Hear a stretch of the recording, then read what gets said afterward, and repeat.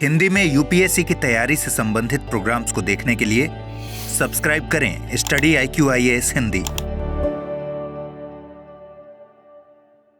भारतीय न्यायपालिका अपने बहुत बेहतरीन फैसलों के लिए जानी जाती है।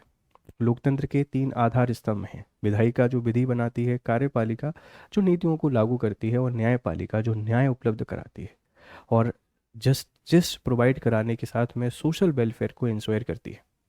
हाल ही में एक ऐसा ही मुद्दा सुप्रीम कोर्ट के सामने गया और सुप्रीम कोर्ट ने वहाँ बहुत ही इंपॉर्टेंट वर्डिक्ट दिया। ये इंपॉर्टेंट वर्डिक्ट में 2 चीज़ें हमारे लिए बहुत इंपॉर्टेंट है। एक तो राइट टू लाइफ का जो दायरा है ये बढ़ता जा रहा है और ये बहुत इंपॉर्टेंट है। हालांकि सुप्रीम कोर्ट की रिस्पॉन्सिबिलिटी है इसको डिफाइन करने की, वो कर रहे हैं।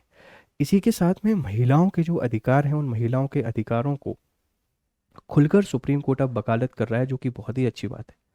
एक केस है, एक महिला है, एक बच्ची कहेंगे हम उनको, 17 साल की, वह प्रेग्नेंट हुई। अब प्रेग्नेंट होने के बाद वो अबॉर्शन कराना चाहती हैं, लेकिन जो कानून है भारत में जो अबॉर्शन को अलाउ करता है, उसकी अवधि से ज़्यादा दिन का समय उनको हो गया है। तो अबॉर्शन होना चाहिए या नहीं होना चाहिए, ये बहस कहाँ गई? या तो हाई कोर्ट या सुप्रीम कोर्ट। तो इस सुप्रीम कोर्ट में बहस गई और सुप्रीम कोर्ट ने इसको लेकर एक लैंडमार्क वर्डिक्ट दिया है। क्या वर्डिक्ट दिया है, इसको समझने की कोशिश करेंगे। आप बताइए, ये किसकी इच्छा होना चाहिए? माँ बनने का जो अधिकार है, क्या ये सामाजिक और नैतिक दायित्व है या किसी व्यक्ति का निजी मामला है? क्योंकि अक्सर हमने देखा है, जैसे ही शादी होती है, पहले तो हमारी सोसाइटी में शादी का प्रेशर, उसको लेकर बड़ी दिक्कत है। यहाँ शादी नहीं कर सकते, वहाँ शादी नहीं कर सकते। फिर जैसे ही शादी हो जाती है, उसके 1 साल बाद सबकी एक्सपेक्टेशन रहती है कि अब उनको दादा दादी को नाती पोता चाहिए।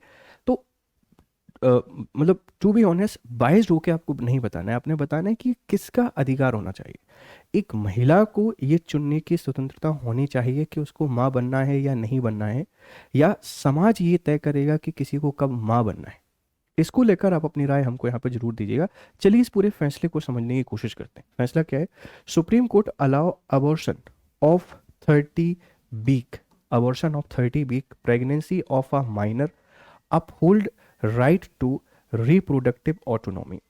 इन्होंने जो प्रजनन है, इस प्रजनन के अधिकार की यहाँ पर बात की कि जो प्रजनन का अधिकार है, ये अधिकार आर्टिकल 21 के अंतर्गत राइट टू लाइफ के अंतर्गत आता है, राइट टू लाइफ के अंतर्गत। और यहाँ एक केस का भी रेफरेंस दिया गया जिसको हम लोग पुट्टा स्वामी केस के नाम से जानते हैं। पुट्टा स्वामी जो केस है, इसके नाम से जानते हैं। पुट्टा स्वामी केस में राइट टू प्रिवेसी को डिफाइन किया गया था और यहाँ बोला गया था कि जो रिप्रोडक्शन का अधिकार है, प्रजनन का अधिकार है, ये फंडामेंटल राइट है और ये महिला को ही डिसाइड करने दीजिए कि उनको माँ बनना है या नहीं बनना है। अब जो पूरा का पूरा केस है, इस केस को एनालाइज करते हैं, इसको समझने की कोशिश करते हैं केस क्या है। काफ़ी इंपॉर्टेंट लैंडमार्क वर्डिक्ट है और ये बहुत बहुत बहुत लोगों के लिए एक इम्पॉर्टेंट जजमेंट के तौर पर आएगा। देखो, प्रजनन की जो स्वायत्ता है, न्यायालय ने स्पष्ट किया है, न्यायालय ने स्पष्ट किया है कि प्रजनन की स्वायत्ता किसी भी महिला, विशेषकर नाबालिग को उसकी इच्छा के विरुद्ध गर्भ जारी रखने के लिए मजबूर नहीं किया जा सकता। इनका कहना है कि कोई भी जो महिला है, या नाबालिग से ऐसा ही नहीं है, कोई भी महिला, अगर उनका मन नहीं है कि वो प्रेग्नेंट होना नहीं चाहते, तो उस स्थिति में आप उनको जबरदस्ती गर्भ धारण नहीं कर सकते। ना तो राज्य लीगली उनको बाउंड कर सकता और ना ही सोसाइटी मोरली और एथिकली उनको बाउंड कर सकती। एक इंपॉर्टेंट वर्डिक्ट है। राइट टू लाइफ के अंतर्गत जो जीने की आज़ादी है, उसमें ये भी आता है, चाहे वो कोई महिला हो या कोई नाबालिग हो, आप उसको बाउंड नहीं कर सकते जबरदस्ती प्रेगनेंसी को होल्ड करने के लिए, अगर उनका मन नहीं है। तो इस परिस्थिति में ये इन्होंने बोला है कि ये प्रजनन की स्वायत्ता है।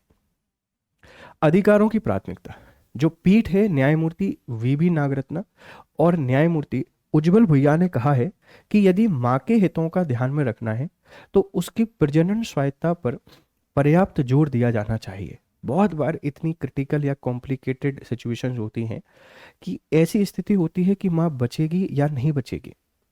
फैमिली वाले इतने लालची होते हैं, उस परिस्थिति में भी कह देते हैं हाँ ठीक है, हम तैयार हैं, बच्चा सुरक्षित बच जाएगा।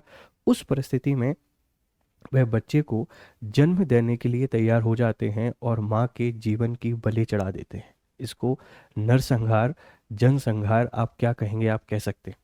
हालांकि धीरे धीरे स्थिति सुधरी है, ऐसा नहीं है कि अब वही स्थिति है, लेकिन पहले ऐसा बहुत होता था।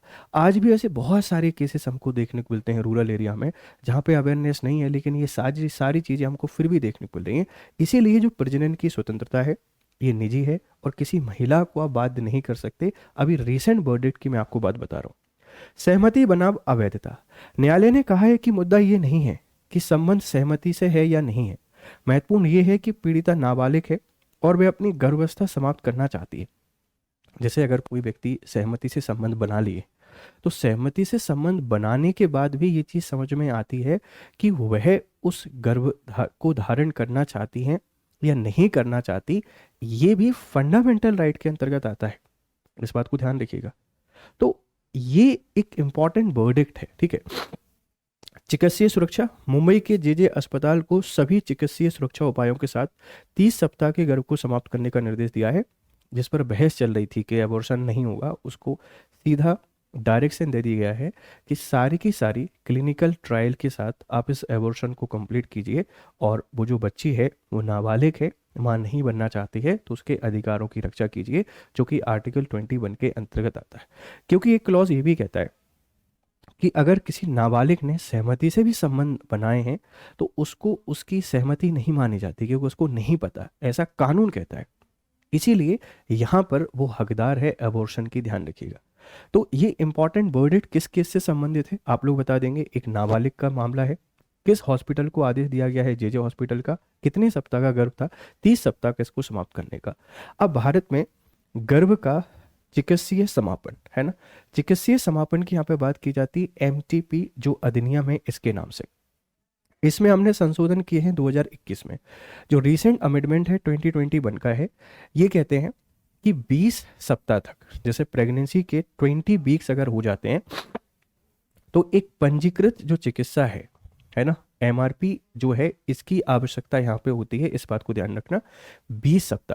20 सप्ताह मतलब आप लोग यहाँ पे कह सकते हैं कि ये लगभग आपके पास 4 महीने की जो प्रेगनेंसी होती है, अगर आप इसको अबॉर्ट कराना चाहते हैं, अबॉर्शन कराना चाहते हैं, तो इसके लिए एक पंजीकृत चिकित्सा, एक रजिस्टर्ड जो मेडिकल ऑफिसर्स होते हैं, उनकी हमको यहाँ पे नीड होती है, उनकी सलाह पे करा सकते हैं।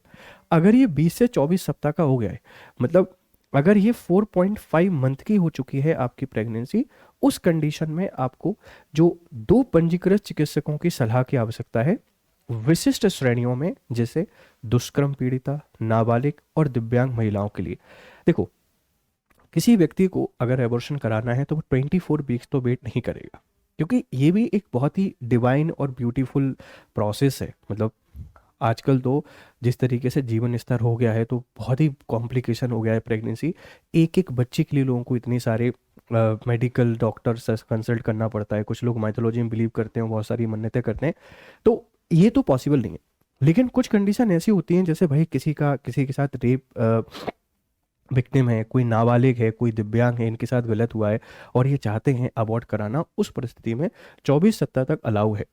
24 सप्ताह से अधिक की अगर प्रेगनेंसी आपके पास हो गई है, केवल राज्य स्तरीय मेडिकल बोर्ड की अनुमति से, यदि भ्रूण में गंभीर असमानताएं हैं, अगर ये 24 वीक से ज़्यादा की स्थिति है, तो उस परिस्थिति में हमको एक मेडिकल बोर्ड का गठन करना पड़ेगा। और ये मेडिकल बोर्ड कब करेगा? यदि भ्रूण में गंभीर असमानताएं हैं। 24 सप्ताह का मतलब बेटा देखो, सीधी सी बात है, ये 5 मंथ की स्थिति है, और 5 मंथ में आप जानते हैं कि प्री मैच्योर हमारा जो भ्रूण है ये हो जाता है। इस स्थिति में एक बोर्ड बनेगा मेडिकल स्टेट लेवल का, वही आपको अलाउ करेगा। अब ध्यान रखना, इस मामले में 30 सप्ताह का था, ये जो मामला है बेटा 30 सप्ताह का था। जो सामान्य कानूनी सीमा 24 सप्ताह से ऊपर है, ऐसे मामलों में केवल उच्च न्यायालय या उच्चतम न्यायालय ही असाधारण परिस्थितियों में अनुमति दे सकता है। तो यहाँ पर जो परमिशन की हमको आवश्यकता पड़ती, इसमें इंपॉर्टेंट कंट्रीब्यूशन हमको देखने को मिलेगा किसका? सुप्रीम कोर्ट या हाई कोर्ट की भागीदारी यहाँ पे होना जरूरी थी। और सुप्रीम कोर्ट ने फैसला दे दिया है कि आप इस तरीके की जो प्रैक्टिस है, इस प्रैक्टिस को अलाउ कर सकते हैं, क्योंकि मामला नाबालिग का है और वो नहीं चाहती हैं प्रेगनेंसी को कंटिन्यू करना। जब ऐसी स्थिति आती है या ऐसी सिचुएशन आती है, वहाँ पर राइट टू लाइफ को हमको हमेशा प्रायोरिटी देनी होती है, और ये मामला तो नाबालिग का है क्योंकि उसकी लाइफ का सवाल है। ढेर सारी ऐसी स्थिति हमको देखने को मिलेंगी जिसके बारे में आप कभी सोच भी नहीं सकते हैं। अब समझो, संवैधानिक व कानूनी संदर्भ की बात करें तो आर्टिकल 21 से संबंधित है जीवन का अधिकार। उच्चतम न्यायालय ने समय समय पर यह माना है कि महिला का अपने शरीर पर अधिकार है। बॉडली इंटीग्रिटी और प्रजनन विकल्प अनुच्छेद 21 के तहत उसकी व्यक्तिगत स्वतंत्रता का हिस्सा है। आर्टिकल जो 21 है उसके अंतर्गत उसकी प्रजनन स्वतंत्रता का हिस्सा है, इस बात को ध्यान रखना। पुट्टास्वामी निर्णय 2017 का एक बहुत ही बड़ा वर्डिक्ट है जिसमें कहा जाता है कि जो राइट टू प्राइवेसी है इसको फंडामेंटल राइट के तौर पे कंसीडर किया गया है। निजता के अधिकार में प्रजनन विकल्प भी शामिल है। जो पॉक्सो हमारा अधिनियम है, चूंकि लड़की नाबालिग है इसलिए यह पॉक्सो अधिनियम के दायरे में भी आता है, जो 18 वर्ष से कम आयु के यौन संबंधों को अवैध मानता है भले ही सहमति से हो। मतलब 18 बिलो 18 अगर आपने किसी के साथ कोई रिलेशन बिल्ड किया है तब भी इसको अवैध ही माना जाएगा, इलीगली माना जाएगा, भले वो कंसेंट के साथ किया गया हो, वह सहमति के साथ किया गया हो, इस स्थिति में भी उसको अवैध माना जाएगा। आप ध्यान रखिएगा। तो कानूनी जो संदर्भ है बेटा, एक तो आर्टिकल 21 को आप लोग याद रखेंगे, 21 के साथ में पुट्टास्वामी केस को याद रखेंगे 2017 का, और साथ में हमारा जो पॉक्सो अधिनियम है आप इसको भी याद रखेंगे। बस बताइएगा पॉक्सो जो अधिनियम है बेटा ये कब बना था, किस साल में ये आया था, किस साल में इसको बनाया गया था, इसका आंसर आपने मुझे कमेंट बॉक्स में जरूर बताना है। देखिए, जब हम इस स्थिति की बात करते हैं तो इस स्थिति पे हमको मिली जुली राय या रेस्पॉन्स आपको देखने को मिलेगा, क्योंकि ये ऐसी सिचुएशन है, एक ऐसी स्थिति है जहां लड़ाई कानून वर्सेस समाज है। यहां लड़ाई कानून वर्सेस समाज है। कानून लॉ की एक दिक्कत है और लॉ के साथ में यहां सोशल एस्पेक्ट भी आपको देखने को मिल जाता है। सोशल एस्पेक्ट भी आपको देखने को मिलेगा। सोशल या आप जिसको सामाजिक स्थिति भी कहते हैं। जैसे सामाजिक एस्पेक्ट की मैं आपसे बात करूं तो सामाजिक एस्पेक्ट इसको हमेशा गलत ही मानता है, क्योंकि सिचुएशन कैसी है, एक 17 इयर्स ओल्ड की गर्ल है और 30 ईयर का बॉय है, इनके बीच में ये रिलेशन बिल्ड हुए हैं। तो देखो, पहली चीज तो ये रिलेशनशिप है। अब रिलेशनशिप के बारे में ऐसा कहते हैं कि उम्र और ये मायने नहीं रखते हैं। तो 17 इयर्स मतलब 17 साल से कम उम्र की बच्ची के 18 साल से कम उम्र की लड़की के साथ रिलेशन स्थापित करना, पॉक्सो अधिनियम तो इसको अवैध और इलीगल मानता ही मानता है, भले वो सहमति से ही क्यों नहीं किए गए हो। तो सामाजिक तौर पर भी ये गलत हो गया है और कानूनी तौर पर भी गलत हो गया है। It's my humble request. ठीक है, पसंद आना जायज़ है, प्रेम, हार्मोनल चेंजेस सब होते हैं, लेकिन you have to wait for the legal age. उससे पहले ऐसी कोई एक्टिविटी का हिस्सा मत बनिए जो कल आपके लिए बहुत परेशानी की स्थिति क्रिएट कर दे। इस केस में हमको यही देखने को मिला। अब कानून क्या कहता है? कानून कहता है भैया आर्टिकल 21 में हर किसी के पास फ्रीडम है कि वह किसी के साथ भी अपनी लाइफ में रह सकते हैं, और जो रिप्रोडक्शन का राइट है ये फंडामेंटल राइट के अंतर्गत आता है, और कोर्ट ने उसको अबॉर्शन का राइट यहाँ पे दे दिया है। तो ये ठीक है भाई, अगर कोई व्यक्ति नहीं चाहता है कि प्रेगनेंसी को होल्ड करे तो उसको रोकने की जो परमिशन दी है वो बहुत सही दी है, और ये बहुत सही फैसला है सुप्रीम कोर्ट का। और बीवी नागरत्ना जो है ये हमेशा महिला वेलफेयर के लिए बहुत बढ़िया काम करती हैं। मुझे पूरी उम्मीद है कि एनालिसिस आपको पसंद आया होगा। अगर किसी की भावनाएं यहाँ पर आहत हुई तो प्लीज़ मुझे माफ़ करिएगा। मिलते हैं किसी दूसरी क्लास में, उससे पहले इंपॉर्टेंट इन्फॉर्मेशन है। इंपॉर्टेंट इन्फॉर्मेशन क्या है आप इसको देखिए। देखो, ये हमारी यूपीएससी के बैचेस हैं।